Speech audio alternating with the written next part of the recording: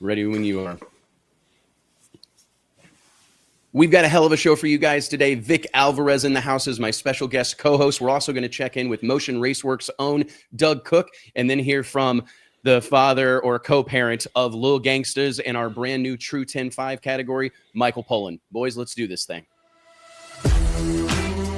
Listen, I've never had any problem expressing my opinions, but what we're doing here is bigger than that. These are conversations that need to be had in an unfiltered way. Drag racing's all I've ever done. It's all I care to do.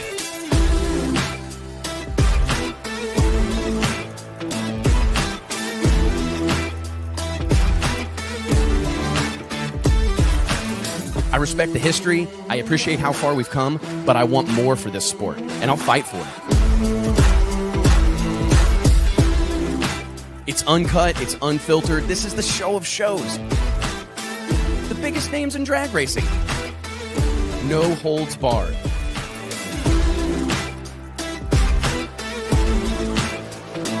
This is the great American motorsport, drag racing. Prove me wrong. I'll wait.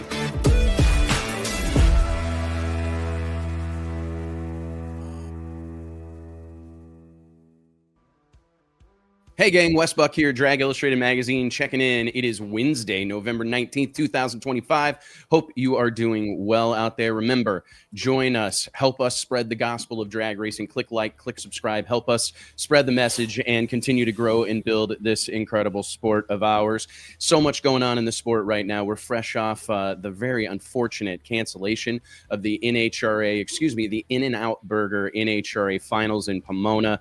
An absolutely historic situation. My heart went out for everybody involved, from the racers to the fans to the track and the NHRA themselves. Just an absolutely impossible situation, and kind of saw the NHRA season, which had been absolutely electric, kind of come to an abrupt end, largely unsatisfying end. But we did see champions crowned across the board in the NHRA Mission Foods Drag Racing Series. Top Fuel champion for the second time in a row, back-to-back, the one and only Doug Coletta. We also saw Dallas Glenn secure a championship in NHRA Pro Stock. Of course, Austin Prock, who had yet again an absolutely badass year in NHRA Funny Car, and Richard Gadsden scoring his first championship in NHRA Pro Stock Motorcycle. We did see all the championships come to a conclusion when the NHRA made the decision to abbreviate the sportsman schedule, and I was glad to see them get that in. It was one of the few times probably in the history of NHRA drag racing where the sportsmen got their classes in and the pros were left to sit in the rain and ultimately go home. But maybe that was a fitting finish in many ways. Perhaps there was a little bit of something to that. But we got a ton of stuff to cover today. We're obviously going full bull on the Drag Illustrated Winter Series presented by J&A Service and the fast approaching Snowbird Outlaw Nationals presented by Motion Raceworks at the legendary Bradenton Motorsports Park. And while we're talking about my favorite drag racing honky tonk, let's check in with the man himself, co-owner of Bradenton Motorsports Park, one of my dear friends and partners in crime. What's up, Vic Alvarez? What's going on, man? No, man, you're getting me fired up. Dude, every time I come on here and I see these, or you come on and I see all those Drag Illustrated plaques on your wall, it makes me feel good. Yeah, thank you. I love it. Absolutely love that, man. You got to thank the wife. She's the one who put them up. Yeah, absolutely. If it was me, they would be on the floor still. Literally, in the corner of my office, there is a pile of stuff that I should have framed or should have hanging up on the walls, but I haven't just got to it. I tell you, on that particular issue that's up behind you, kind of a good opportunity to just talk about everything that's gone on with Bradenton Motorsports Park over, not only since you took over operation of the facility, but just in the last few years. Our annual Racer of the Year issue magazine, we identify a bunch of different award winners and people that were moving and shaking and making things happen in the sport. I'm just curious, Vic, can you reflect a little bit on how far things have come at Bradenton? I mean, we've seen it really dating back to 2024. We saw massive improvements at the track for the first ever Pro Superstar Shootout. We saw those improvements continue in recent months. We've seen you guys pouring asphalt, building stuff. I mean, take me through this and kind of how proud you've got to be of how good you guys have got that place looking.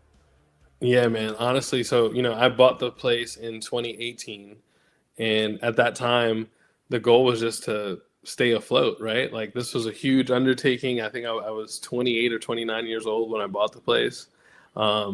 And I was terrified, right? I didn't know what I had gotten myself into, and I wasn't sure how I was going to make it.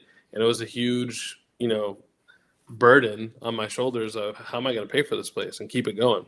So from that point to now, so much has changed, man. Like I just poured my heart and soul into that place, and I love what we do, and that, and I think everybody started to see how much I love what we do, and I got so much support. And then, man, by 2021, we were new bleachers. Like, we just started making things happen.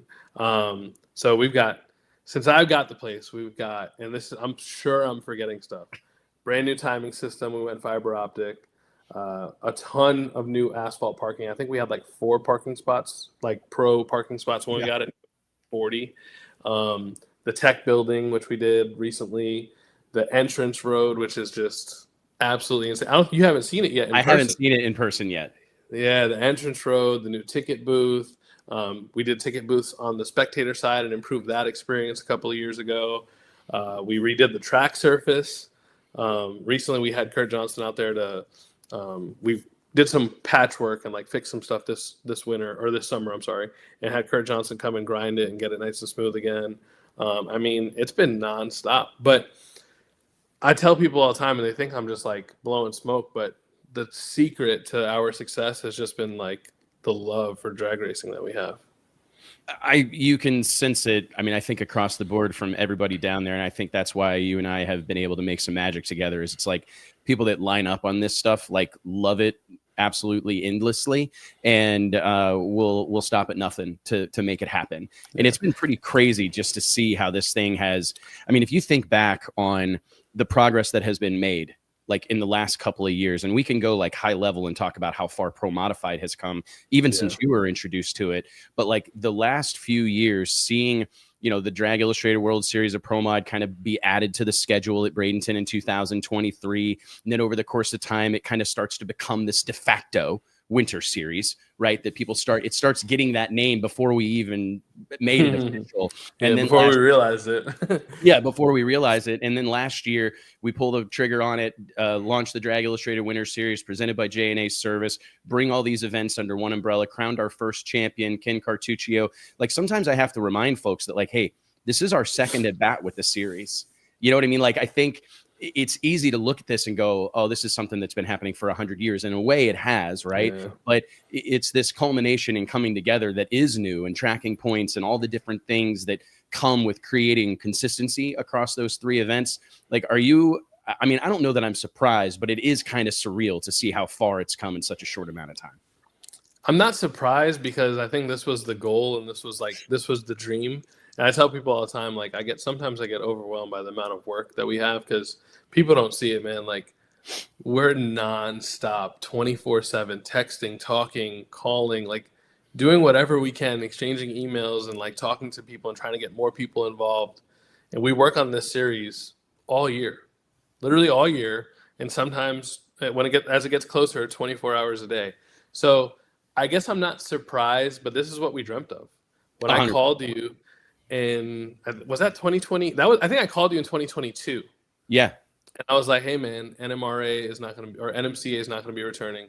And my dream has always been to have 3 races and eventually have a 3-race series, and let's do it, and blah, blah, blah. And you were like, yeah, it has to happen. In the winter, I mean, I honestly, whenever the World Series of Pro Mod whenever we did the last one in 2019 in Bradenton, in Vandermeer Speedway, we recognized that we were going to have to make some wholesale changes. And we also had this whole world is burning situation with COVID. So it kind of gave us enough time to collect ourselves and kind of decide what the next step forward was. And, we say it a lot in business, but it's very true, as cliche as it may be. Location. Yeah. Right. I mean, it's such an important part of this, and time of year. It's like location geographically, but also on the schedule. And by, I think, creating this 3-race culmination of everything that happens throughout the rest of the regular season, that's what excites me the most about it, is to see this whole crew of NHRA guys, or this whole crew of PDRA guys, this whole That's crew the of magic, guys. The magic of all these people. There's a whole lot of them that don't race against each other often, but they come to Bradenton once a year to see who's who against the best in the world. I mean, let's talk about that a little bit. You're just a couple of days removed from the World Street Nationals down the road in Orlando. You were out there wheeling your beautiful purple 69 Camaro twin turbo hot rod. I mean, do you agree, like, just the level of competition in Pro Modified? I don't think we've ever seen anything like this in drag racing, where there are so many cars that are in the hunt. I mean, listen to what we just talked about think about the conversation we just had around the NHRA points championships. And it's like, there's been a handful of guys in that conversation in each class all year. When we unload these bad boys in a couple of weeks at BMP, there's 70 potential winners. There's 70 potential winners or more. And it's absolutely insane to see how far this stuff has come. I actually did an interview earlier this week with Performance Racing Industry magazine, and we were just talking about the growth of this particular brand of drag racing. Like, we've seen these things kind of come and go in our space. Like, we've seen things be the hottest thing in town and then kind of fall off. But Pro Mod, it feels like in a lot of ways it's been this kind of like slow burn with some flash fires across history. And now this thing is scalding hot. Like, I told the lady at PRI, I ran the numbers earlier this week. In 2025, 186 race teams competed for points in a Pro Mod series or event or sanction. I mean, that's pretty damn incredible. 180 individual teams. My first ever Snowbirds, I think I've told you this before, I think we had 18 cars. It was either 15 or 18 cars. And I was like heartbroken, because that was like as soon as I had taken over ownership, and I had, I think we paid $10,000 to win. I think Jay Cox won that one, maybe, and that was when I met. That's when I met Jay, and I was heartbroken. And I was like, man, this is like, these are literally the coolest cars that you can watch go down a drag strip. I don't care what anyone says. The coolest cars to go down a drag strip. Why aren't there so many more of them and more people here? And I made it my life's work to turn it around and make it what it is now. And to just be from 2018 to get it to the point where I think in like 2021 we did 50 grand to win for Snowbirds. It's sold like right away. And then 2022 I think we did it again, and then we upped the US Street payout. But to get it to a point where it grew so quickly to the point where it was noticed by so many people, and that I could pick up the phone and call you, because we didn't really have that kind of relationship. No. Yeah, and I could call you and be like, hey, man, we do these two badass races. And you knowing about them was enough for me. But you to be like, yeah, of course we want to do a third and make it happen was awesome, man. And we're not going to stop here. We're just going to keep on going. No, I mean, it's like, I see a comment in here that it's like the Winter Series is quickly starting to stand eye to eye with the other major organizations out there. And honestly, I feel much the same. Like, when I think about the status that this event series has earned in the industry, like, I'm so proud of it. And it's like, I want to, we've been waving the Pro Mod flag for 20 years. I've been singing this song and dance, like, truly believing that I thought this was the best our sport had to offer. These are cars that still look like cars. They got big tires and wheelie bars, everything that you expect a race car to have, but they're driven by cowboys and cowgirls, people that, we've got everything from like hired gun crew chiefs and like world renowned tuners to guys that are largely do-it-yourselfers, doing this stuff in their garage, working on the car themselves, driving their own truck and trailer. And I think that eclectic mix is what makes it so cool, is that it's like, and the fact that any of them can win legitimately. Yeah, like, I just got a Pro Mod last year, this year, March is when I got my Pro Mod.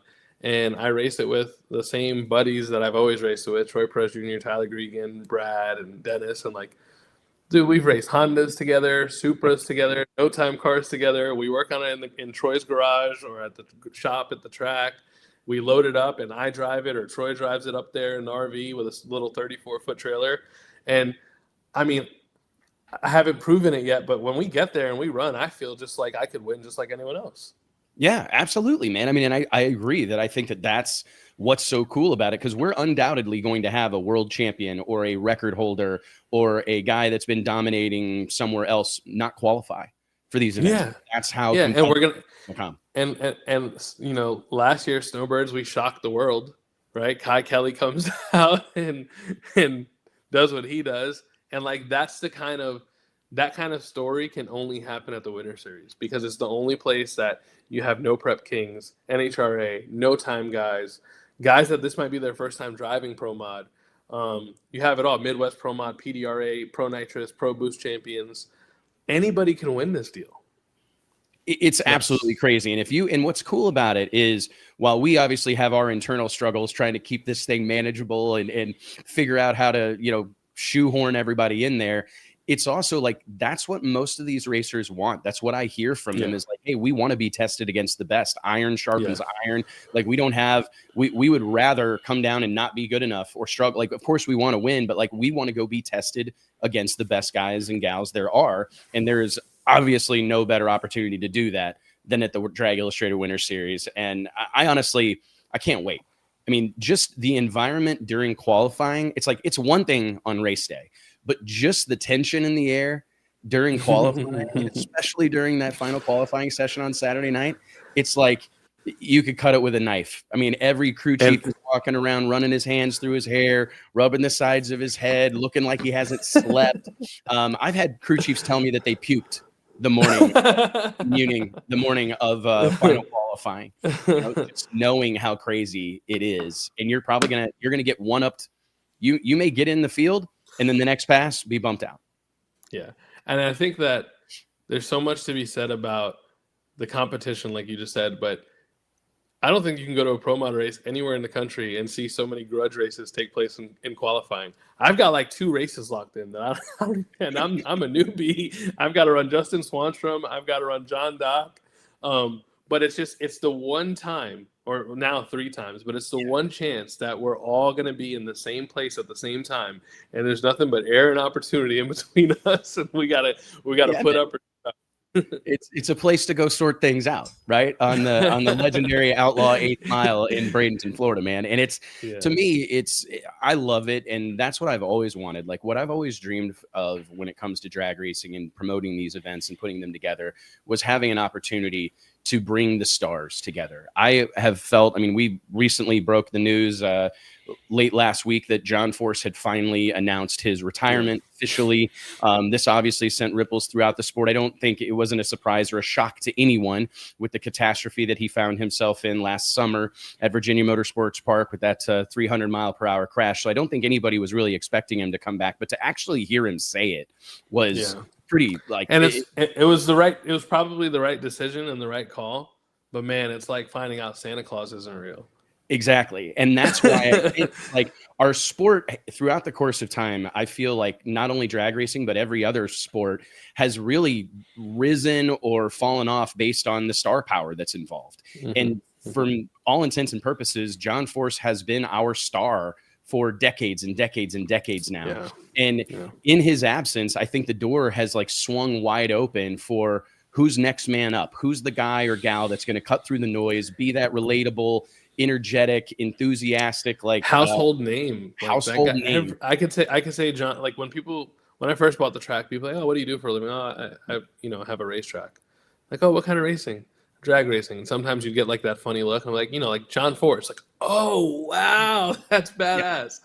So yeah, I mean, that's a big shoes to fill, but I think we're in a really good place that there's so many people that are willing to try to fill those shoes. And just that alone is good. That's enough. And I don't know, man, I don't know who it would be, but in 20 years from now, we'll be talking about somebody. Well, I mean, I think about the story of Spencer Hyde. I mean, you think about Spencer Hyde coming from like relative drag racing obscurity, right? A Canadian racer that obviously had success in his career and came up the ranks through the ranks the right way, started out in juniors and all that stuff. But the next thing you know, he's winning the World Series of Pro Mod in 2023. A year later, he's being recruited to drive an NHRA Nitro funny car. And just this weekend, he was announced as the NHRA Rookie of the Year. So it's like those Cinderella stories, like to me, I don't think there's ever been a time in the past that Pro Mod could produce a story like that. But I think the eyeballs and the attention that is on these events and Pro Modified as a whole right now has never been higher, where a guy can actually generate enough visibility, generate enough eyeballs and interest in a fan following that they can turn it into a sponsorship, or they can turn it into some new people involved with their program that allows them to level up. I mean, I don't know that that opportunity has existed in the past, but I think people look at Pro Mod right now and be like, hey, if I want to be in the mix, if I want to be guilty by association or one of the guys, I want to have a chance of that household name status, Pro Mod's the pool I need to be playing in. Yeah, for sure. And, you know, when you get guys like Antron Brown that jump in and come and race with us last year, and I think the year before too, that tells you everything you need to know. You got Antron Brown and Erica Enders. Like, these guys could seemingly just take the winter off, and they decide to fight with, you know, what we think are the best drivers of door cars in the world. Yeah, I mean, and I was headed that direction. So thank you for the segue, because it's like I'm looking at our invite list and I love that diversity. I mean, not only do we have Erica Enders, Antron Brown, but we've also got people like Bo Butner, who's an NHRA Pro Stock champion that stepped away from the sport, kind of dabbled in mountain motor Pro Stock, has, secured a deal for 2025-26 to drive a Pro Mod in the Winter Series. I mean, this is another guy that's been kind of on the sidelines going, okay, if I come back, that's what I want to do. And then Aaron Stanfield. I mean, this guy was... That's going to be big. I mean, this guy is undoubtedly one of the best drivers in drag racing today. And you put him in a competitive hot rod, he's going to be a problem. There is no doubt about it. So, I mean, and then you, like you said, you marry that with Kai Kelly and Sean Murder Nova Ellington, and the list go, and the Ken Cartuccios and Jay Coxes and Mark Mickey's and Jimmy Taylors, all these outlaw badasses finally crossing paths with these people from NHRA or No Prep Kings. I mean, it's absolutely crazy, to be honest. You cannot go to any other events in the country, in the world, and see Mark Mickey line up with Antron Brown. No. Or, you know what I mean? Like, and that's insane. And like, for me as a driver, and I'm the rookie, right? In Pro Mod, but like, to get the opportunity to potentially line up with Erica Enders or Antron Brown or Ken Cortuccio, win or lose, which obviously I want to win. Right. That's badass. And like, if I do win against one of those guys, like, I feel like these are the kind of events that you go to and you win, and nobody could say anything. Like, you know, there's always that guy who's like, oh, nobody showed up, or oh, nobody really ran that. No, if you win any of these 3 races, you won them for the rest of time, and nobody can take it away from you, and that's it. Yeah, absolutely. I mean, Kai Kelly told me, I mean, this is a guy who's, you know, earned celebrity status in drag racing on Street Outlaws and No Prep Kings. After that, has had a lot of success in that world, comes over here, wins the Snowbirds. And he looked at me, he's like, dude, this is like the biggest thing that's ever happened to me in my life. This is unbelievable. And to me, like, that's the ultimate validation, right? Like, when you've got someone like that as accomplished as that telling you that, hey man, this is as big as it gets for me. And I feel it's only going to continue to swell over the course of the next, you know, obviously 3 months, but of course, headed into 2026 and 27 as this thing, you know, undoubtedly gets even more competitive than it already is. One thing I wanted to touch on is just the closeness, the competitive. I mean, we talk about how good all these guys have gotten, but when you think about rules and all the effort and energy that we put into that type of thing, and all the conversations that have to be had, I mean, I think our average delta across the last three Winter Series events was 0.07 of a second from number 1 to 32. Yeah, and you can't mess up. There's no room, no margin of error allowed in that.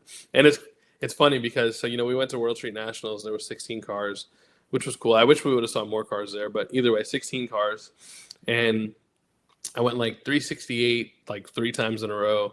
Was qualified like 11, and then I went 363, and I was like, oh, that's got to move me up. And I was just in the middle of the pack. I went from like 11 to like 8 because it's so close. And it was like 61, 61, 62, 62, 63, 64, and it's so close. Even with just 16 cars, it was so freaking close. And shout out to Tommy DeApril. How about that? Oh, dude. Who saw that? Who had that on their bingo card? Man, I tell you. Brand new car. What? I know, man. I mean, and he's I knew he was a badass, but I was still like, wow. I mean, to come out like that, you know, because you knew, like, for whatever they lacked in quantity, they certainly made up for in quality. But it's like, to come into that environment, like you said, brand new program, brand new people, Mark Savage getting involved with Mike and the gang at R&R Connecting Rods and I don't think that they've ever worked together before. No. Like, Mark has never tuned for Tommy and vice versa. No. And Tommy hasn't driven a car in years. He went perfect on the tree in, I think, the semifinals, and then a whole shot win the next round or the second round. I mean, he was just on it. And that is awesome. So, funny story, my first ever time, the day that I fell in love with Pro Modified, I remember it like it was yesterday. It was 2015 Snowbird Outlaw Nationals, and I had done FL2K there now for 2 years. So Alan invited me. He's like, man, you got to come to the Snowbirds. It's my favorite event. So I go to the Snowbirds. I somehow find myself on the starting line for a round of Pro Modified, and it was Stevie Fast versus Tommy DeApril, and I think Stevie Fast went like Stevie Fast went perfect on the tree, and Tommy DeApril went 007, and they ran like within 1 or 2 numbers of each other, and I was literally on the starting line like, what just happened? And from that day forward, I said, I don't care what I do, how long it takes, I want to race with these guys in those cars, because that is the most badass thing I've ever seen 2 cars do. The day I fell in love with it. No, great story, because it's like in those 2 guys, you know what I mean? Like some guys that have I have goosebumps right now. I have this is crazy.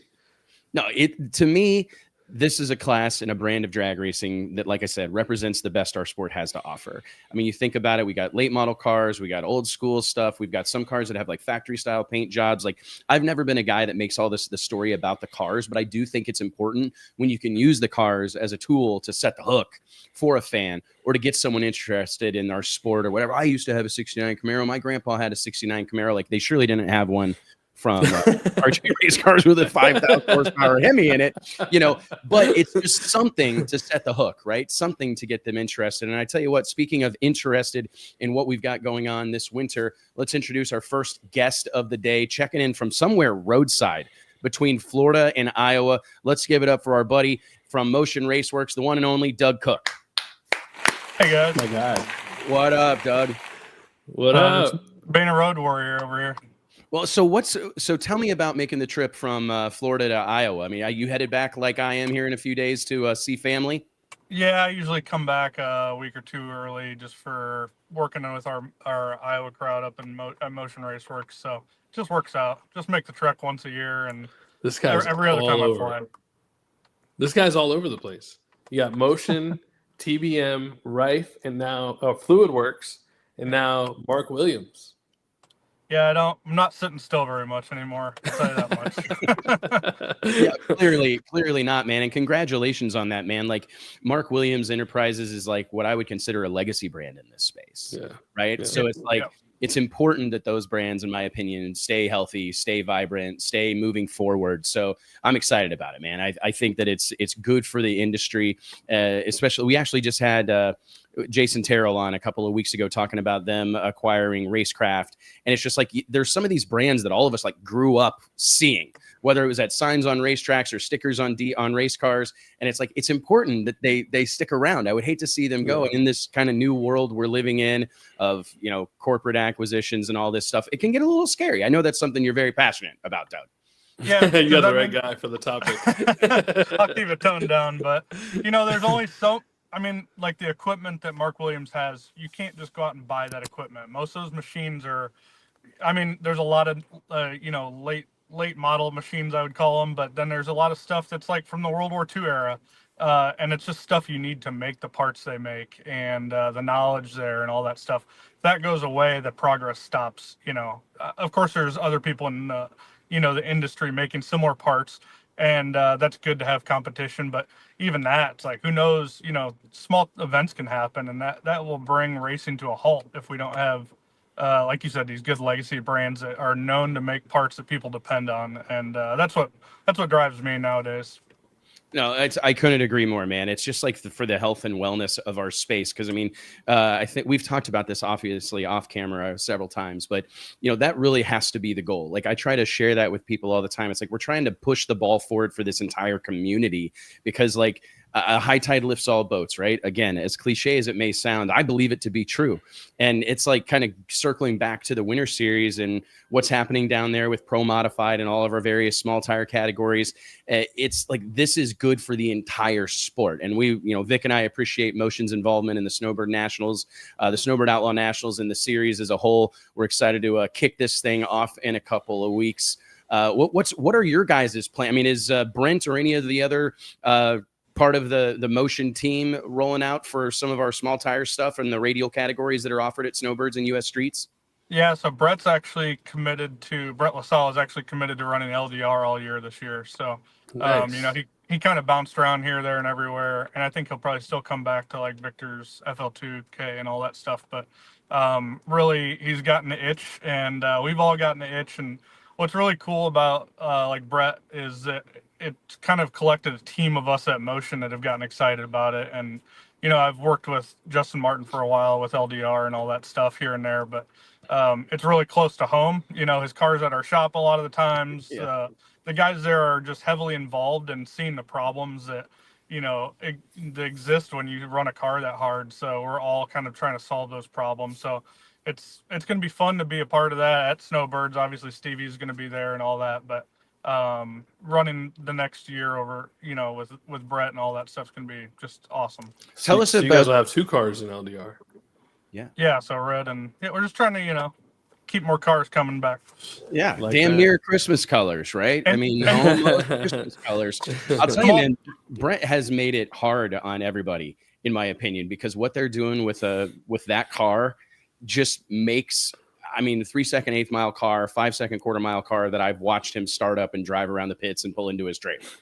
Yeah, I mean, he's got an incredible tuner, Job Spetter, name from the past. Yeah. Job is 100% committed to that program. Job is a legacy brand too, man. That guy's been him and his dad have been making things fast for a long time. Yeah, we're protecting Job with our life, but Job and Brett, like those 2 guys have a sickness. They work on, they're like a lot of people, but it's been fun to watch, as we've dabbled in LDR this year. People take him from, oh, look, he drove it up here to, oh shit, he won one, to, oh man, this guy can drive. The car goes down the track consistently. It's going to be fun, and I'm sure we won't stop with LDR in the future, but it's definitely a good, I would say, feeder into the system. Quick plug on LDR. I just want to give Eric Dillard a props for that class. Just like Pro Mod, the last, when we were at No Mercy, the cars were so close, to be able to have a Coyote twin turbo car run right next to a big block twin turbo and a Pro Charge Hemi, and they're all right on the number. And there's so many combinations in LDR, it's insane. Dude, when I look at the rules for those classes, my eyes just like gloss over.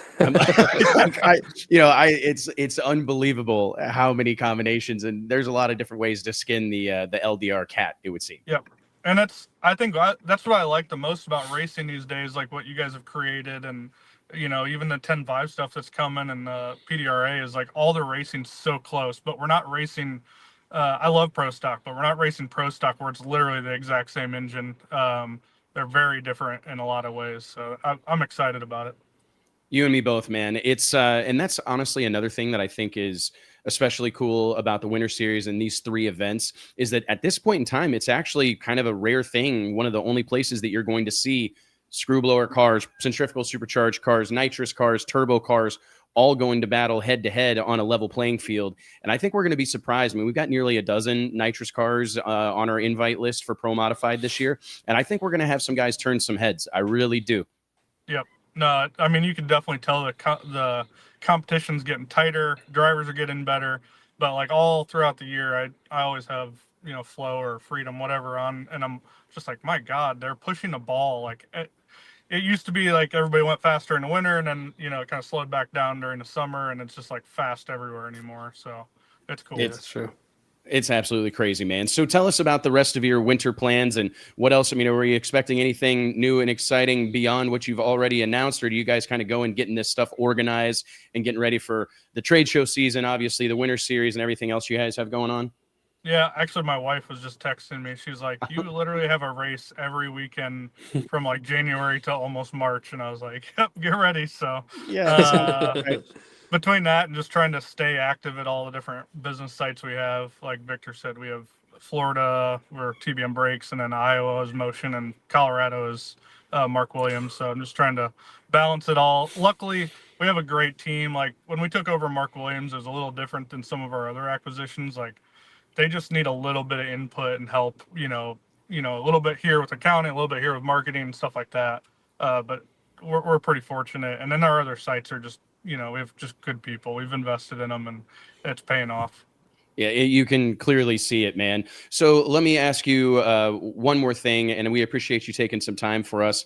I mean, we talked earlier in the week and just about what the Snowbirds mean to you. As an event, Vic and I have identified it as kind of one of our tip of the sword events because of the Night of Fire and the various things. It's one of the events that allow us to kind of tap into that casual fan culture and like get some people out to the racetrack that maybe have never been or only go once a year.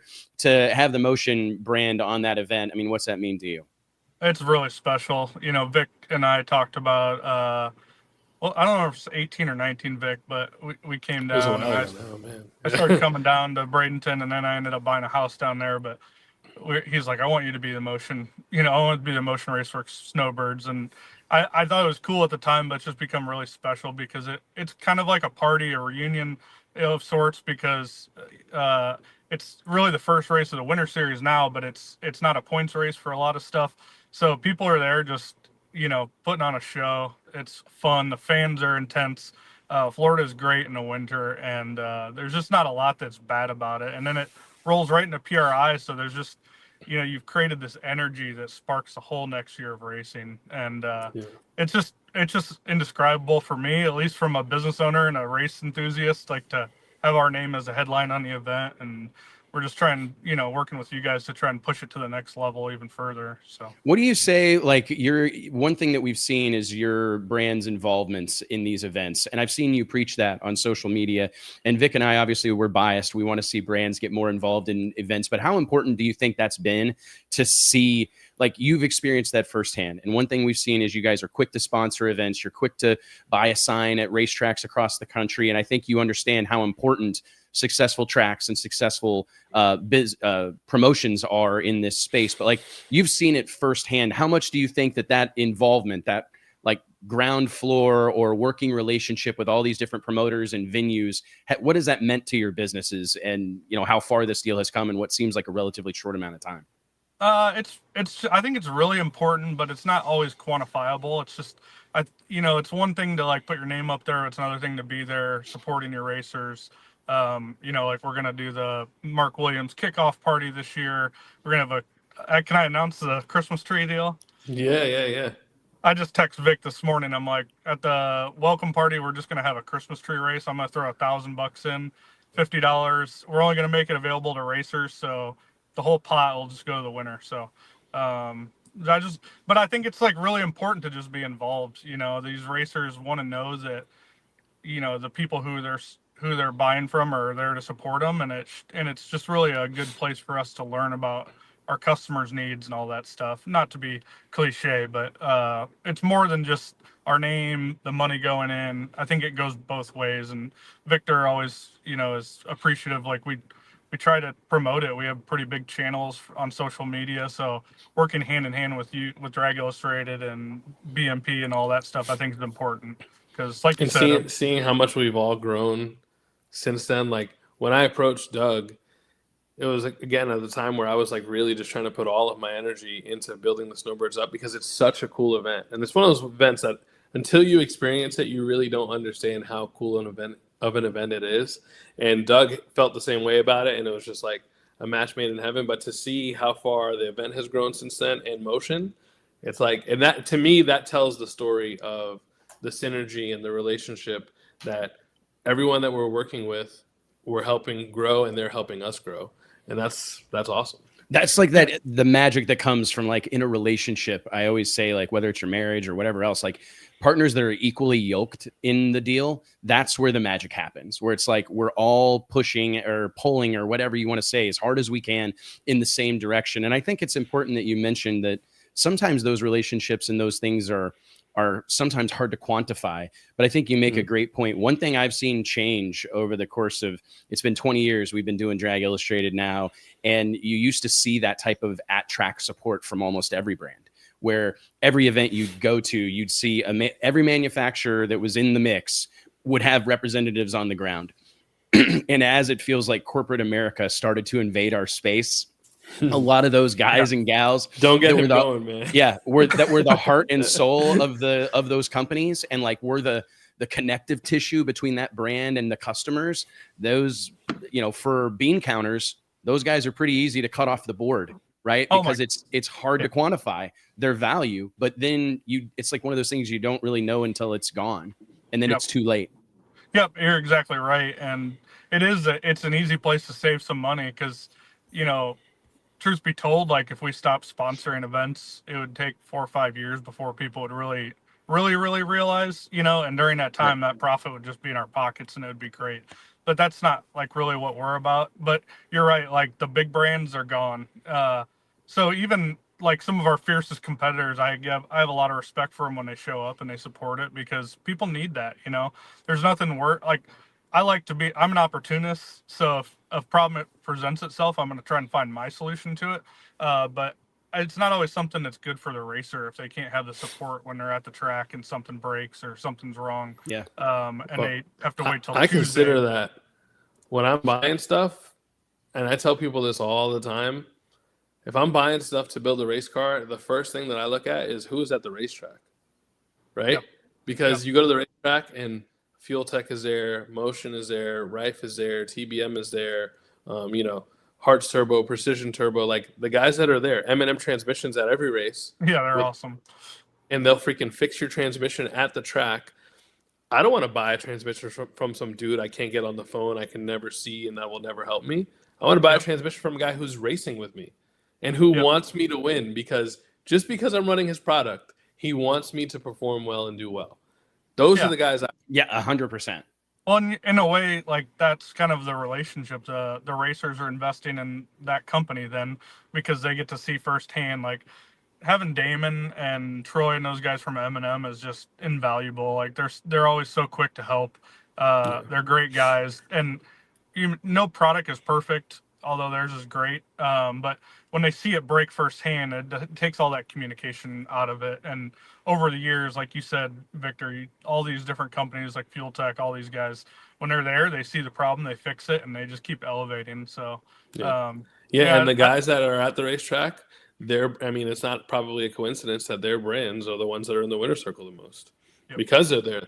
They see the issues, they see the things that can be improved upon, and it's no coincidence that Fuel Tech's at every major drag race, and there's like a 85 to 90% chance that one of their cars is in the winner's circle. Exactly. I mean, being there and like you said, eliminating, that's such a good point. Like growing up, I remember like listening to my dad on the phone with the guys at Lenco or guys on, you know what I mean? Or like listening to him on the phone with some clutch manufacturer. And it's like, there's always something that's lost in translation there that like could have been probably solved much quicker if that was a conversation that was happening at the track in front of the car or in front of the computer, but it's happening over the phone, oftentimes days removed. And it does. And I think that that's probably some of the secret sauce that these brands that have a strong presence at the racetrack. I mean, that's a big part of it, is being able to eliminate that communication gap. So I hadn't thought about it quite like that till you mentioned it, Doug, but it makes perfect sense, man. Well, so dude, we can't wait to see you. We'll let you get back on the road. We just wanted to check in and tell you we appreciate your support of the event. We're excited to see you in a few short weeks, and we're going to burn Bradenton to the ground in a good way, Vic, in a good way. It's all right. The infrastructure's there.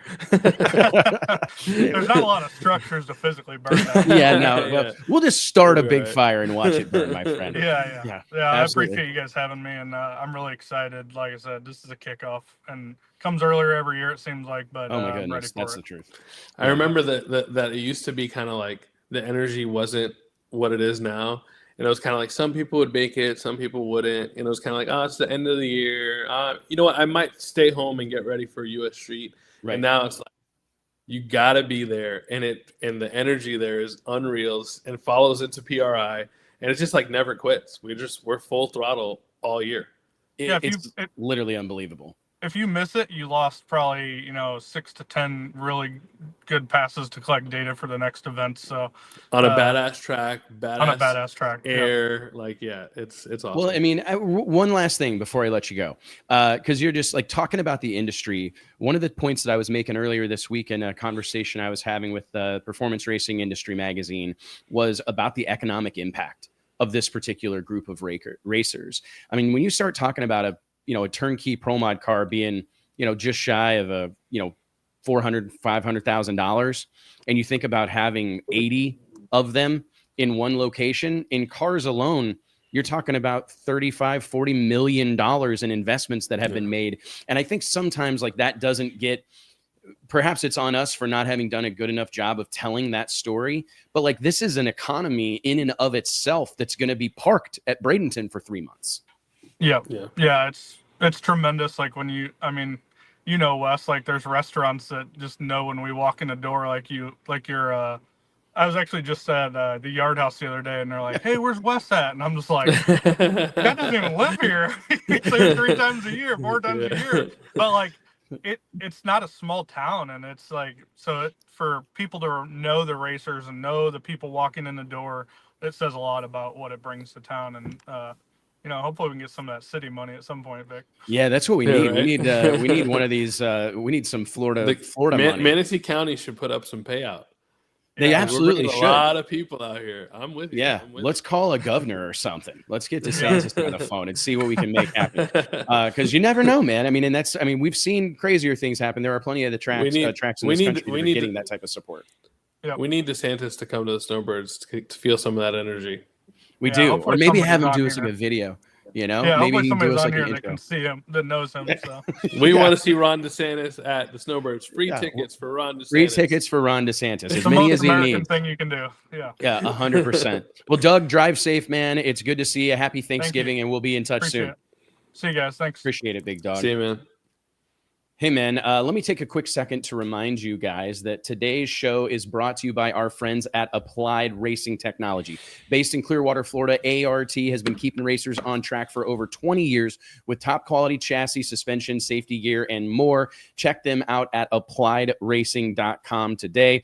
Vic, we've got another guest popping in here in about 10 minutes, but between now and then, let's talk about all the different ways to win that exist at the Drag Illustrated Winter Series. I mean, one of the coolest things is... You're going to get me fired up right now when you start talking about this. Well, I mean, if you start talking about... interested in one of them. Yeah. I mean, if you start talking just about what's going on with the payout, I mean, you've got $50,000 to win up for grabs, $50,000 up for grabs at the Snowbird Outlaw Nationals, an additional $75,000 at the U.S. Street Nationals, and then we cap it off with $150,000 to win at... the World Series of Pro Mod. I mean, you're talking over $300,000 in and that's just Pro Mod payout. Just Pro Mod.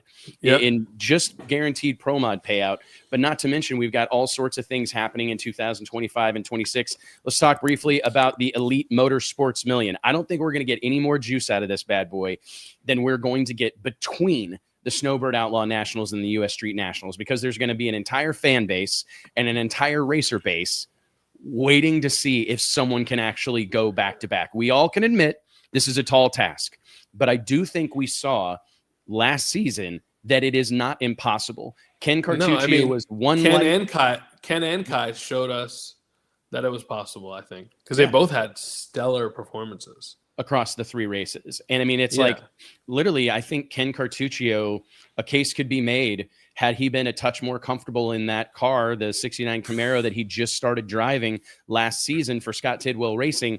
Had that not been the first time out with that car, I'm not so sure that he doesn't get around, woulda, coulda, shoulda, but could have gotten around Kai Kelly, won the Snowbirds, come back 30 days later, wins U.S. Street Nationals, and goes into the final race of the 3, with a full head of steam. And, as competitive things have gotten, as much testing is going on, as much time is being invested in this, I think I wouldn't count it out, because the more we say it's never going to happen, the more likely it is that it does happen. I wouldn't be I would be probably the least surprised person if it happened, because the team, the skill level of most of these teams and drivers, and again, how close they all are. And then I believe in just good fortune and good luck. Yeah. If you look at a guy like Ken Q is the nicest dude you'll ever meet in your entire life. And it can't be a coincidence that he's also so freaking good and wins so much, right? That there's got to be some relationship between those two things. So we have so many good people that can drive their asses off, the best tuners in the world, the best cars in the world, the best equipment in the world. It's not that crazy, but the weight on the shoulders of the person who wins the Snowbirds, oh my goodness. It's going to be absolutely. If you win the Snowbirds, you pull up next to me for E1, And I'm just expecting that you're going to go red from the pressure. I think that's true. I think that is one of like my favorite thing to talk about when it comes to the Winter Series is the energy that exists down there and the conversations that I have, like candid conversations with drivers that are telling me, dude, I've won this championship. I've won this. I've grudge raced for this much money or whatever. But for whatever reason, when we get down here, I'm a ball of nerves, you know? Yeah. I mean, and to me, it's just, that's the ultimate validation when you've got championship caliber drivers telling you that this deal gets to them, right? We know all these guys are like steely badasses, you know, but even this, you know, even them find themselves in this situation and it gets to them a little bit. And I can't imagine how much that's going to be intensified when there's a potential $1 million prize on the line. Like I had a crew chief call me the other day and he's like, hey man, I hope you got an army of tech guys down there because you know, there's folks out there that will rob a bank for $100,000. So there's no telling what some drag racers are going to try to get away with $1 million on the line. Yeah. No, that's going to be insane. And when you turn that corner at BMP, you turn that corner to get in the water box and the stands are packed. And then you think about that $1 million and just all the other cool things. And like, you know, we pay, what is it? It's $5,000 to the low qualifier of round one, right? Yep, of Q1. From Pro Line. So Q1, whoever runs the quickest pass in Q1 gets $5,000. And then there's a number one qualifier bonus too, right? Yeah, absolutely. We got a partnership that we're going to announce later today where we're going to up the ante across the board in an absolutely unbelievable. People are going to lose their minds when this all comes to fruition because we that's part of this is we just want to keep this piling on. Qualifying is now a race. And when we make that announcement, people will, I mean, literally, they're going to swing for the fences the entire qualifying for all three events. It's going to be absolutely bananas. We hopefully break that news by 5 o'clock today. So you guys be paying attention because it's going to be a barn burner. But just like you said, there's so many different ways and so many individual victories. Like, and I mean, let's talk real quick, just like talk turkey about who you're looking at. I mean, you're obviously in the mix, so you're biased and you're going in there going, I'm going to crush all these fools and take $1 million home. But I'm just curious, when you look at our space right now, we saw Ethan Stedding make his Pro Mod debut at the IHRA race.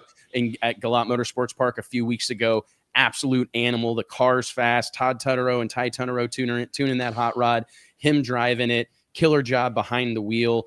Randy Weatherford. What can you say about what Randy Weatherford is doing right now? I mean, absolute world beater. Probably the best career of his year. Ken Q, you know, for all intents and purposes, might have won the World Street Nationals had they not run into issues.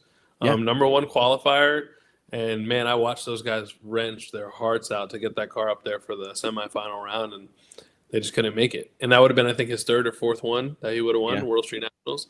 I mean, man, I don't know. It's hard. As a driver, and especially the rookie, I feel like I have something to prove. And I feel so comfortable in my car now. We've got Jamie Miller on there helping us tune it. And ever since he's been helping us, the car just drives so good. And I have so much confidence in the car. Yeah. And I'm probably overly confident in myself. So I just want to kind of make a name for myself. And I mean, there's no better way to do it than to win one of these three races. But I mean, I legitimately mean it. I think everybody that's invited can win. And I don't know who to pick. We're seeing some guys that we haven't seen in a while, some fresh faces, but a whole lot of the regular, you know, the usual suspects that are kind of always in the conversation. I think about the Melanie Salemis of the world, the Mark Mickeys of the world, the Jay Coxes of the world. Stan Shelton, Kevin Rivenbark, Joel Wensley. It's almost unbelievable. Jeff Rudolph has been running really well. He's got a brand new car that he just brought out. It's Billy Banica. Oh my goodness, Billy Banica, career year for him as well. And he's got a car dedicated to the Winter Series, and the thing runs. I watched it with my own eyes. It's absolutely bananas what's going on here, man. I don't even know how you could possibly pick somebody. And you can't, Keith Haney rolling out a brand new nitrous Pro Mod. You got Jim Halsey bringing out, the Winter Series debut of Blacklist, amongst probably the most renowned race cars in drag racing right now, despite only having been out a couple of times. There's a lot of folks coming in here with something to prove. Erica Enders will be behind the wheel of a screw blower car this year. Do we know anything about this car? Is it a new car? New car, new totally new setup. They've went all in on the screw blower deal, and this will be her first time driving a screw blown car. So I think that's going to be a fun story. What's Aaron Stanfield driving? He'll be in a Pro Charger car from the best to the best of my knowledge right now. So he'll be in a centrifugal supercharged car, which we obviously know are, flying at this point in time. Lyle Barnett in Elvira, or I don't know if they're going to run Elvira or the blue car. I think that's still yet to be determined, possibly. Oh, Elvira was kind of shocking to me, and I don't mean this in any negative way. I'm more afraid of Elvira than I am the other car. Elvira seems like she's just got it. One of those cars. It's one of those cars. And I actually had that conversation with Tommy Humans. He goes, that's just one of those cars, man. It's just one of those cars, man. And that car, if that's the same car I'm thinking of, that car has always had it. Yeah, I believe so. That's that orange Proline car.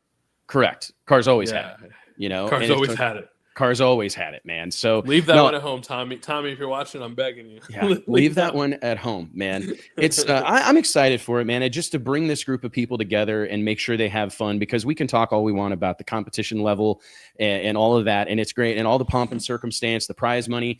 But I think the coolest part of this, I've had this conversation with most of our drivers, that we've kind of got something of a fraternity coming together here, where there's a group of guys that are part of this exclusive club in drag racing, and we spend our winters together, and like we're gonna go to war Friday, Saturday, Sunday, but we're gonna load these things up at the end of the night. We're gonna have a beer, we're gonna eat, we're gonna break bread together, and we're that's gonna spend time together, we're gonna go out for dinner together. Yeah, because I literally and at the time I didn't put it all together. So at World Street Nationals, Ken Q, #1 qualifier, man to beat, guy who's won World Street Nationals more than anyone, right? He's going into the semifinals against Billy Banica, and Billy Banica's guys are like trying to help them fix the car. Yeah. I'm like, dude, I like Ken, but I don't know. I'm not sure if this is what I would be doing right now. But those are the kind of guys that we have racing. They will literally let you borrow their transmission to potentially send their ass home. Yeah. 100%, and do it day in and day out. I mean, I've watched Scott Tidwell take good parts off his car and give them to someone else. It's like, hey man, just let me know what else you need. And that's not an uncommon story in this space at all. There's a couple of questions here I'm going to grab real quick. We've got Sean Ellington. Yes, has been running great.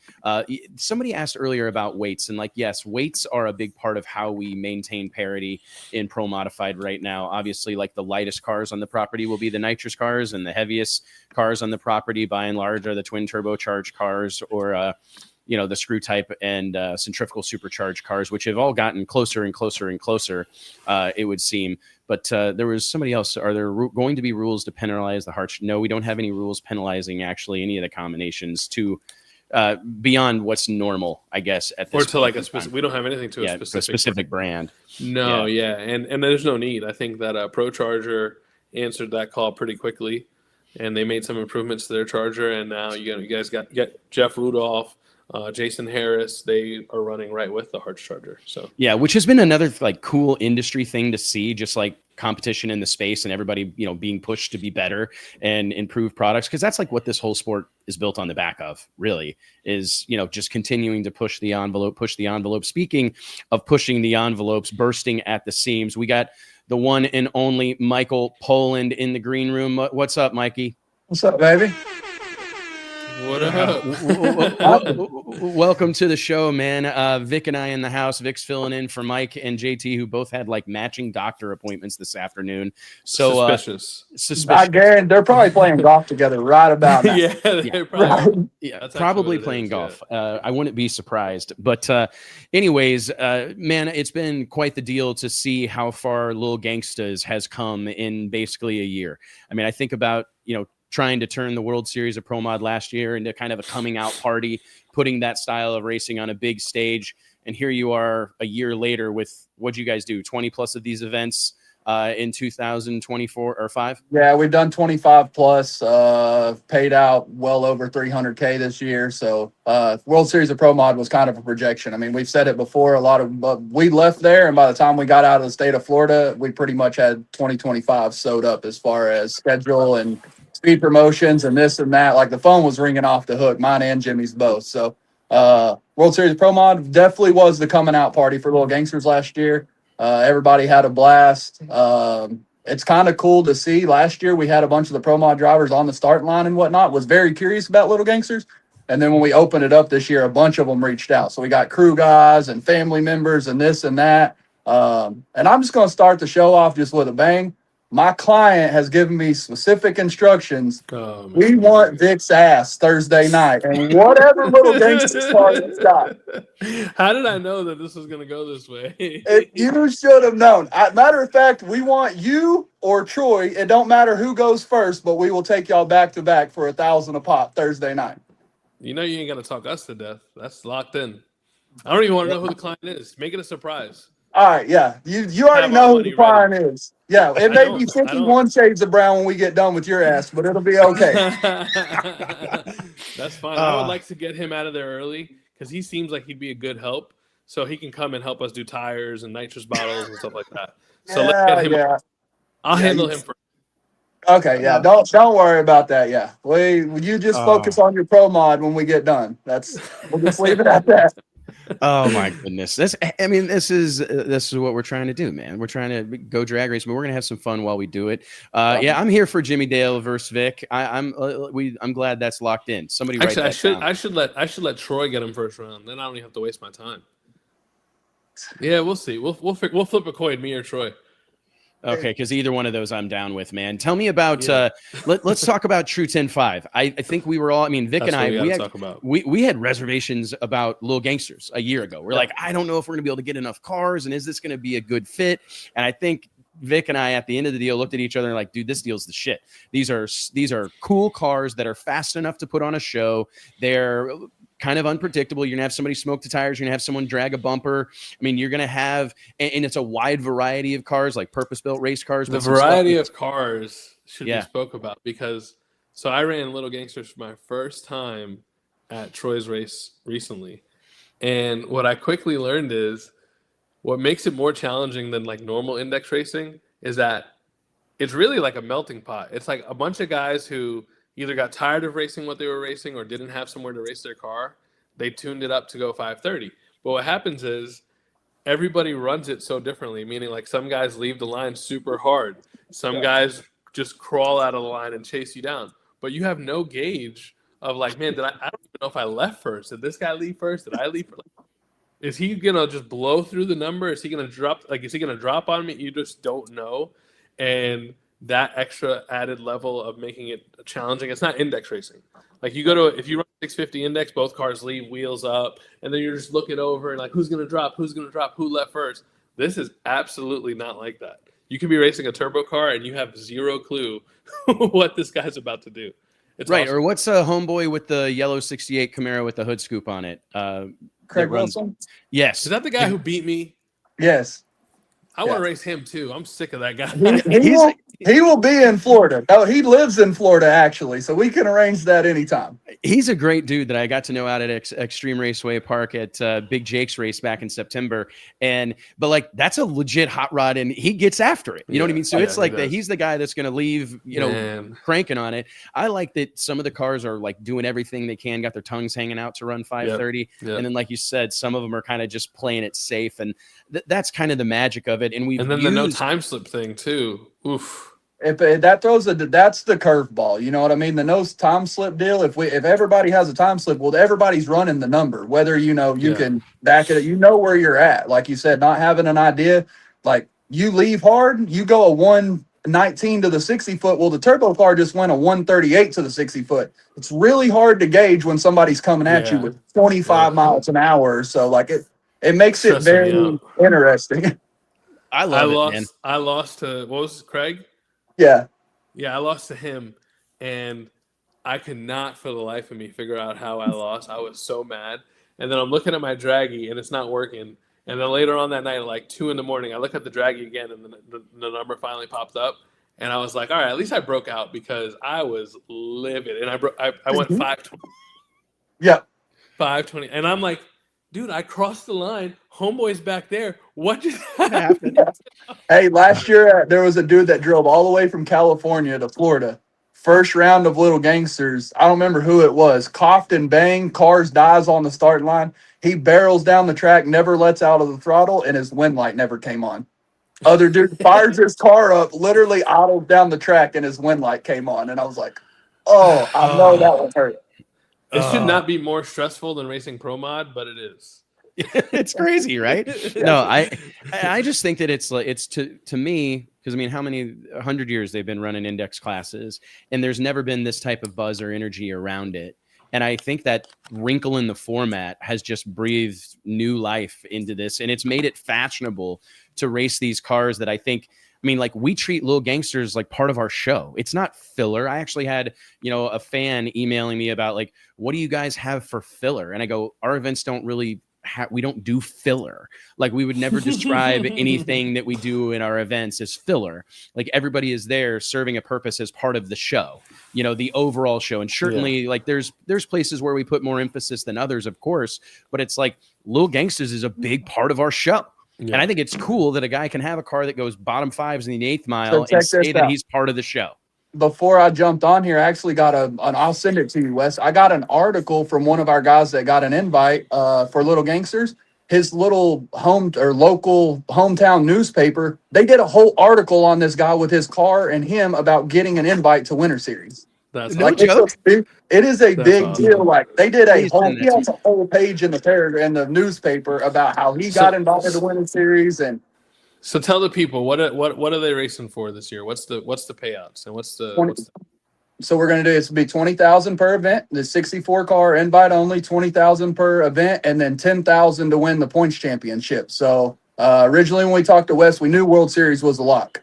He called us a few months ago and was like, "We're going to do all 3 Winter Series races, point series, blah blah blah blah blah." At first, it was kind of like an initial shock to Jimmy Dale, like, holy shit, can we get 64 guys to commit and drive to Florida 3 times in the matter of 90 days? Yeah. So it's like that. The initial, it was almost like a panic, like, holy shit, can we play? It's a challenge, I guess you could say, not a panic. It's like, let's make this happen. 10 grand points championship is strong too. Yeah, well, and then Fuel Tech came on board. Whoever wins gets a full Fuel Tech 600 system for their car, which is that's a big deal for some of these Little Gangster guys, because a lot of them are still on an MSD grid and a carburetor. You know what I mean? So, 10 grand and a full Fuel Tech system that's going to be massive for somebody. I'm assuming there's a sponsor for the 10 grand. Yes. Who was that? Yep.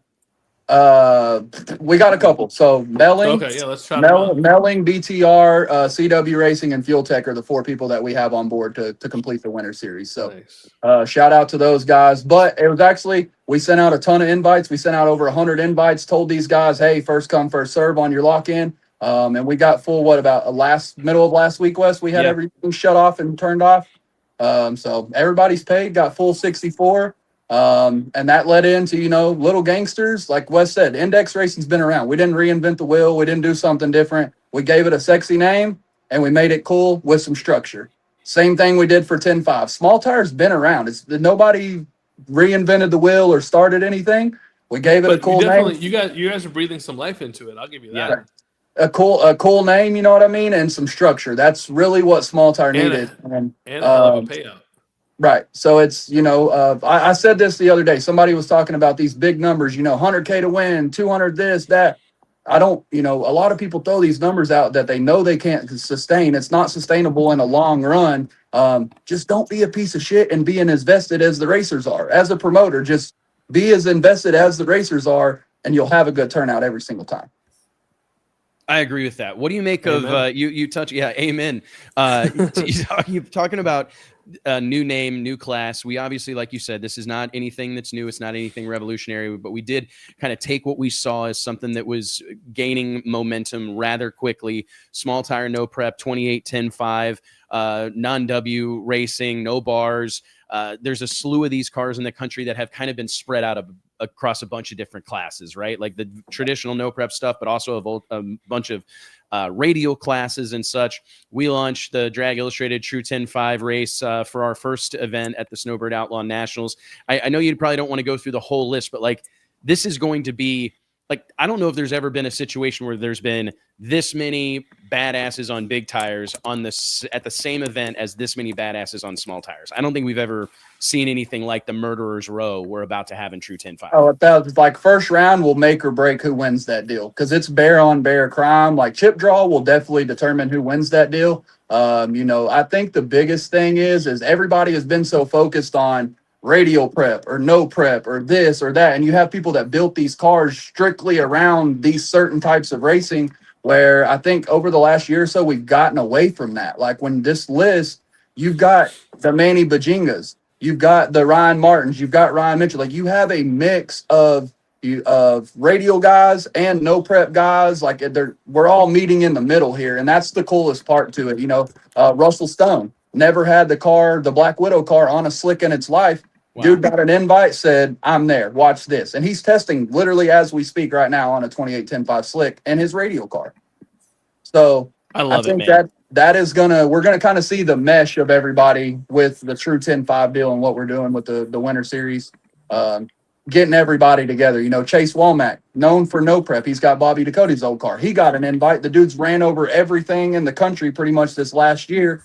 It'll be cool to see him in the ring with the Mannies, and Bill Lutz and them are coming. They're bringing the Bumblebee car. I believe Dominator Joe Woods is going to drive that for them, and he's going to drive his car in Pro 10-5. So another one, the Junkie. Some names you're dropping some names on us. Ryan Martin and Kai Kelly. I mean, like to me, that is a victory in and of itself. 1,000%. Trying to think of some other ones, like the Junkie Bitch car, the all steel all glass G body that they've been running over all the radial stuff with. They said, we get an invite, we'll put slicks on. They're sending videos and stuff right now. They're testing as we speak. So I think that's the biggest thing is all the testing and stuff that's going on. Everybody's excited. Everybody wants to win this deal. I've seen some crazy numbers from a slick so far. I wouldn't be surprised if you see the first 3-second time slip come out of Drag Illustrated Winter Series. So actually, I was going to ask: is this are the boards lit for this? No time. Okay. Boards are off. Gonna leave it off. We're gonna do something a little bit different. Of course, me and Jimmy Dale are always unethical, coming up with this or that. We've always kind of determined lane choice off of a chip draw. We've talked to the track. We've talked to several different people, and we can make it happen. When both drivers leave the starting line, their reaction times are going to flash on the board. That's the only time that will be shown is their reaction time. Your reaction time will dictate who gets lane choice for the following round. So there's a lot of hired drivers that may potentially not have a job after Snowbirds. So that's going to be like low ET, essentially. It gets lane choice, but quicker reaction time gets lane choice. Yes, whoever had the quicker reaction time for that, because we're still draw tips for the next round. It'll just be who had the quickest reaction time for those pairings, and who will get the lane choice. What do you make of like trying to, we've seen obviously Corey Stamper earlier this year, the King of the South, which was an absolute badass small tire race at Shady Side.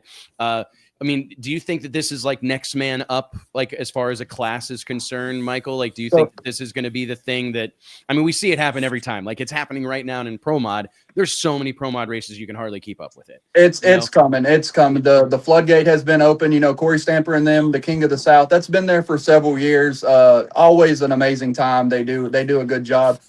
We announced the True 10-5 stuff, and I know for sure that there's a couple of guys that race Pro Mod and are in the True 10-5 deal. They're doing a small tire series next year, 6 to 8 races, same concept, same. There's a 100K deal being talked about with the small tire stuff. So I believe we're seeing the evolution come around on the small tire stuff, where all these guys will have a place to race. It's exciting, man. It really is. What else do we got for Michael? There was one other thing I was going to ask you specifically, but I'm drawing blank on it right now. Of course, getting ready for our next script read. Yeah. Are we still planning on maybe doing some pick'em with True 10-5?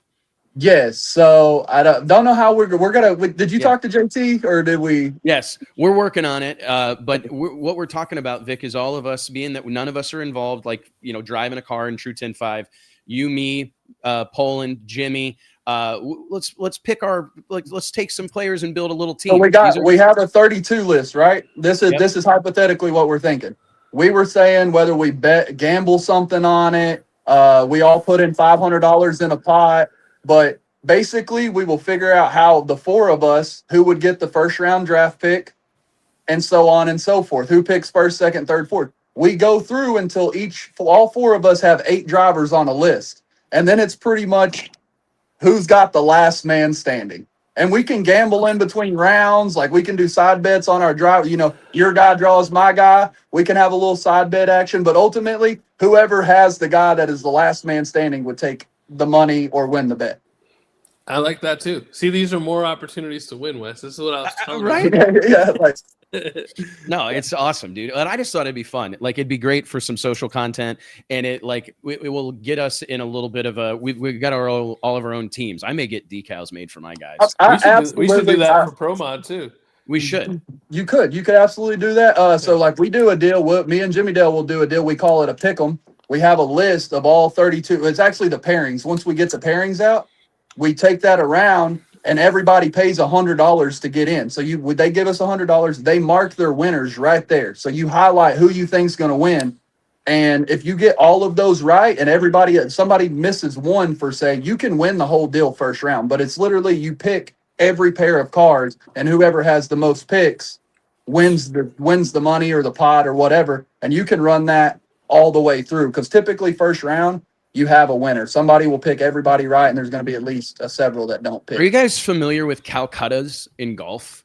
I've seen it in drag racing. I've not seen it. I'm not a golf guy. Well, it's like I'm not either, but JT talks about them all the time, and that's something that I think could be a ton of fun to like maybe introduce at World Series of Pro Mod, where you take here's all the drivers, and you can then you basically bid on who you want.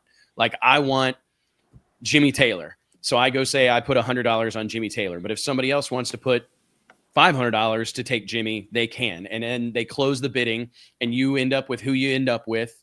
And then that's your horse for the weekend. And you win if they win.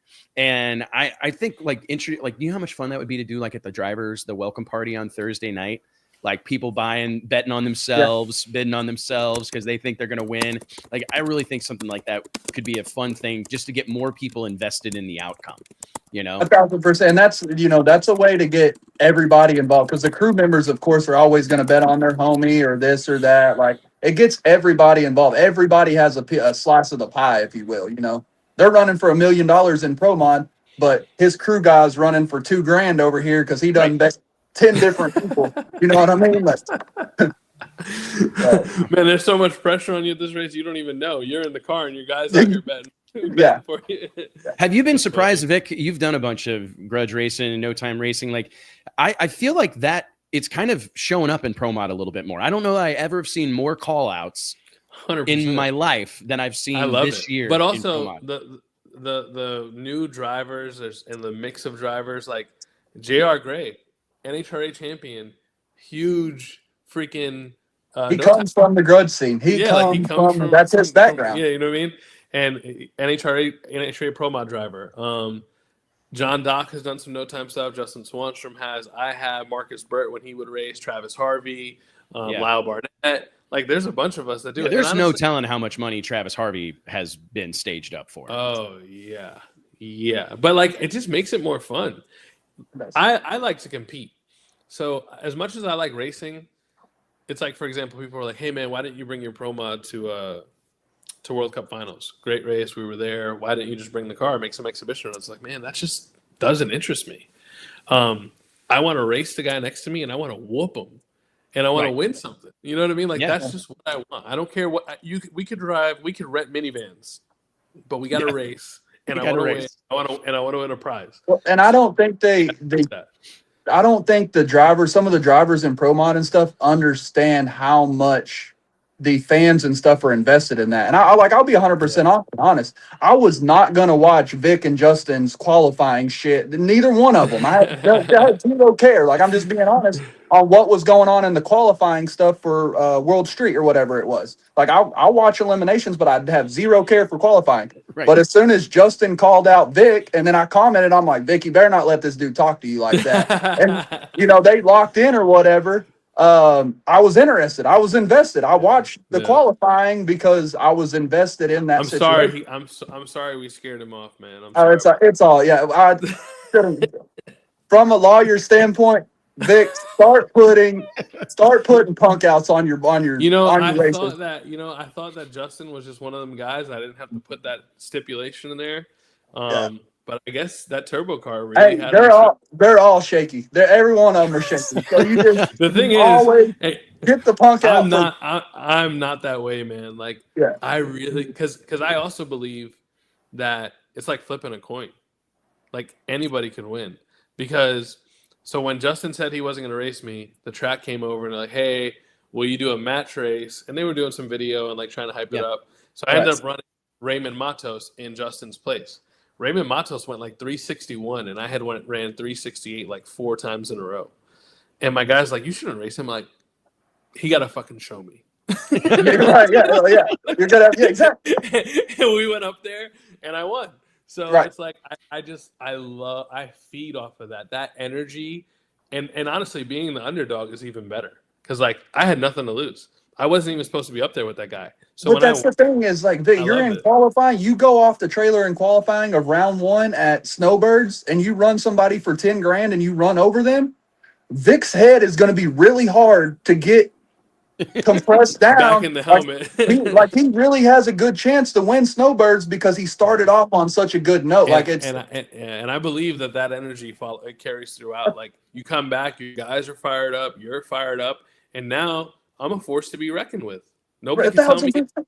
I'm down That's there. That's my favorite line from Vic of all time. He says it frequently. They're going to have to show me. Yep, 1,000%. And it applies to many different things, but they're going to have to show me. I'm that competitive. I love it. I'm just that competitive. They say, those guys down in the grudge game, they say it all the time that, you know, people yelling and screaming, and they'll just turn around. You're going to have to show me. You're going to have to show me, player. Like, I don't know what to tell you. One of my other favorite ones is that 2 lips will say anything. Yeah. And it's true. It proves true. They will say anything, but they got to show me. Well, I tell you what, man, I think we're going to have, I really truly believe that when we look back on this, like, we're going to recognize that these were like special moments in the sport of drag racing where we're bringing a different, I mean, I think the fact that we're just fired up about this shit is really the ultimate difference maker. That type of energy is infectious. I always like tell my team, it's like a fire that burns in reverse. Like, it starts at the top.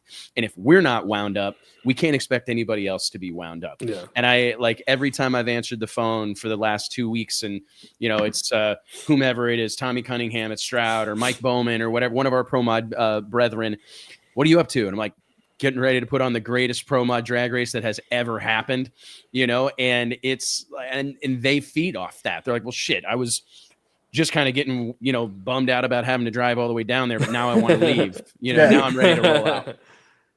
And it's just, I love that. And I feel like as much as we give, they give it right back. So we're going to see something really special this winter, man. It's, I think the second time through, but I've been to some races, and I promise I'm not like trying to call anyone out or bash anyone. I've been to some races that are just thrown to pay the bills, you know? And it is absolutely not the same thing, man. When you go to a race and the people that are throwing the race are just as pumped as you are to be racing it, it changes the entire experience from start to finish, because it translates throughout the whole thing. Like, I think that one of the things that makes BMP so special is that everybody that works at BMP, I mean, I would say 99%, if not 100% of the people that work at BMP absolutely love drag racing and love these events. And they're fans of the people, and they follow the people, and, like, you know, they see Stevie Fast pulling the lanes and they get excited. I think that's the secret, right? Like, we love this shit. Yeah, we want it to be awesome. You can't, and I think Poland, you're a lot like this because you're kind of like the circus master in that space, and it's like you can't lose that like childlike wonder that you look at. We hold these guys; they're our heroes, right? And like in their regular life, I think that so many of them are like, "Hey, I'm a small business owner, or I work here and I race on the weekends," but like we see them through the lens of heroes and icons and legends. And I think that to me is something that I hold on to with dear life. you know, where it's like, we've got to continue to treat these people with reverence because, you know, Vic, you're now part of one of these people we're trying to treat with reverence, but I think people see it in our actions is that we want them to be stars. Like these events exist to provide them a platform to become a breakout star, to secure that next big sponsorship, to sell tens of thousands of dollars worth of merchandise. Like we are doing everything we can to put these men and women on the platform that I believe they deserve.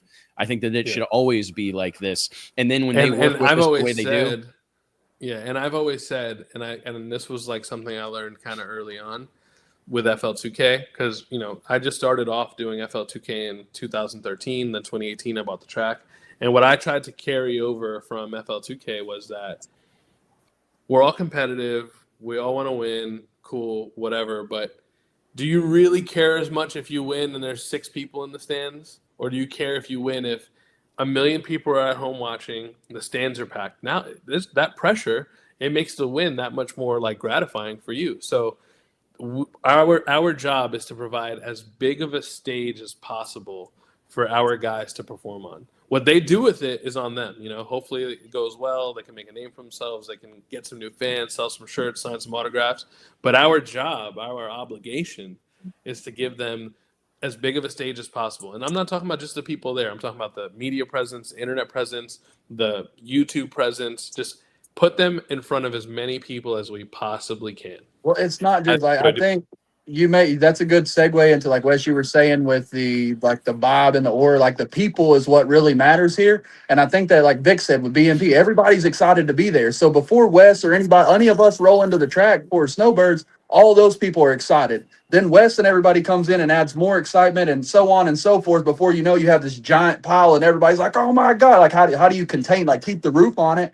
Last year at World Series of Pro Mod, I was like, there's a picture of me about 100 foot out and I'm just looking through the stands and I was literally like, holy shit, like this is why the vibe and everything was insane. Then about 15 minutes later, there's more pictures of us in the stands. I don't know if you know this, Vic, but at BMP, at World Series of Pro Mod, they got a place called the Shark Pool over there in the stands. And I know those exactly dudes, what you're talking about. they love to gamble. There was no, we were calling $1,000 bets, absolute insanity. And everybody was fired up. There's people almost falling down the bottom of the stands because Stevie Fast or Steve King and Stevie Fast were neck to neck the whole way. You know what I mean? Like, it's just, the vibe is cool. I think the excitement is really what starts it. That level of engagement is also really cool, right? Yeah. To like have 2 cars pull up and the people in the stands be like holding their dollar in the air, like, I want that guy and I want that guy. And I know, like, some of them know exactly who it is and some have no idea. Some, they just saw the guy make a run earlier and they're like, something about it. Yeah, that car's fast. That level of engagement is awesome, man. That's what keeps it going. Well, and they just want to be a part of something. They see all of us gambling and have a good time. You know, a lot of us know what we're doing. Sometimes we're just blind, just doing dumb shit. But for the most part, we know what we're doing, and that they just want to be a part of something. So they'll bet $20 on whatever car just so they can be a part of it and be and get the experience, if you will. We love it. We love it. The last thing, and we'll wrap this deal up, and I appreciate both of you guys spending some time with me on a Wednesday afternoon. One of the things that, Vic, now as a booming YouTuber yourself, Michael, you've obviously got a lot of experience in the YouTube game alongside Jimmy Dale. I think one of the coolest things that we've seen over the course of the last few years, specifically around the Winter Series and what's happening down in Bradenton, has been a lot of our Pro Mod drivers have gotten much more aggressive with their social media presence, putting themselves out there.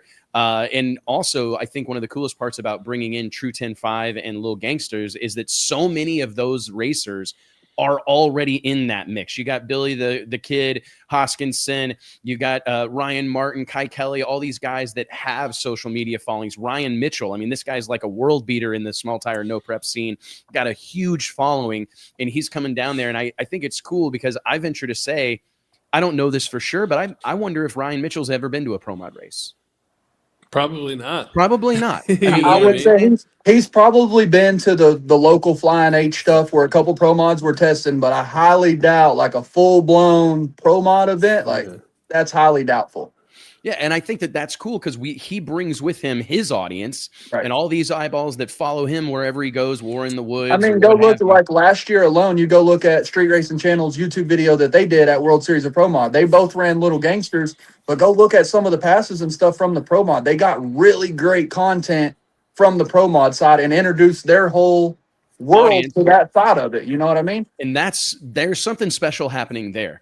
I mean, I remember like even with Dennis, when we brought in the Sport Compacts, Vic, for 2023, I had all these guys telling me like, I've never even seen a Pro Mod. I've heard it a bunch, I've heard the words a bunch, but I've never seen one. And I love when we have the opportunity to bring in these people that drag racing. We've talked about that for years. Diverse, we need to do more of that. Yeah. Yeah, like what do you got to do to just get new eyeballs on what we're doing? And I look at that whole influencer space and I'm going like, there's big opportunity there. And if we can marry that world with all of our hardcore guys, that have been in this space for a while, I think there's some magic bound to happen. I venture to say there will be more eyeballs on these 3 races than any door slammer drag race. Well, and I want to say, I guess, taking this time to like on Thursday when we do the drivers appreciation, the dinner and all of that, like, some of the Pro Mod guys and stuff like that, if y'all have trouble with social media, find me, find Jimmy, find any of my Little Gangster drivers, because like 90% of them are some form involved in influencer or YouTube, or they have a little bit of experience with social media. Like,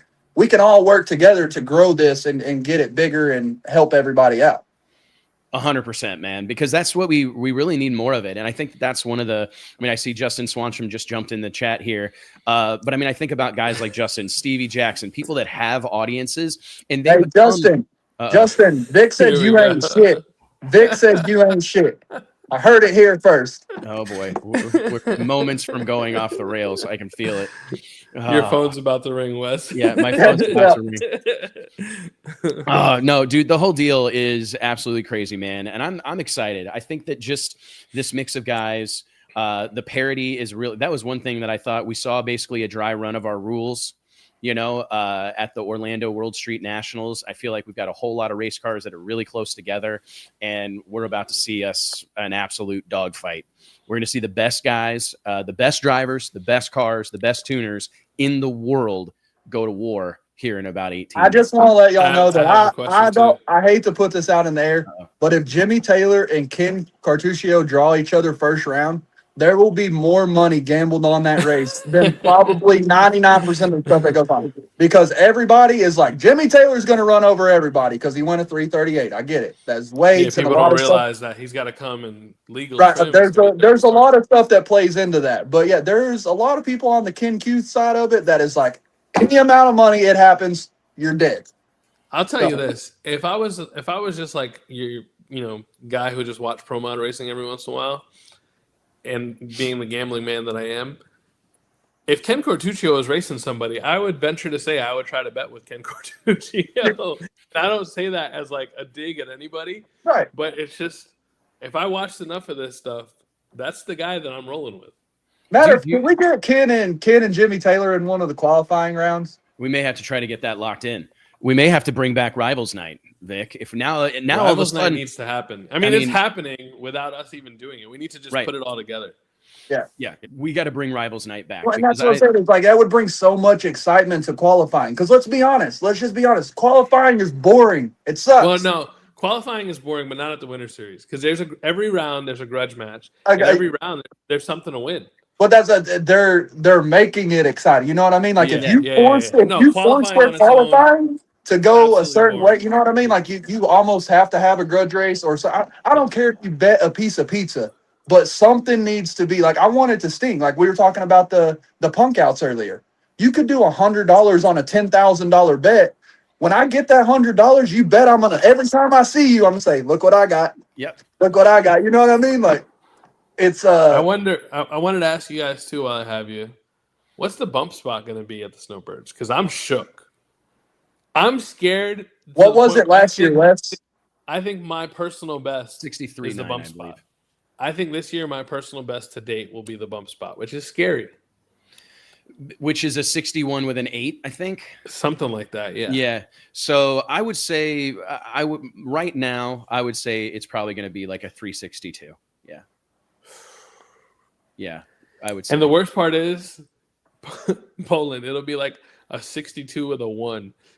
My brain there is will over be- here. My brain is over here. As much pro mod racing that's went down this year, all the testing that everybody's doing, then all the qualifying and everything.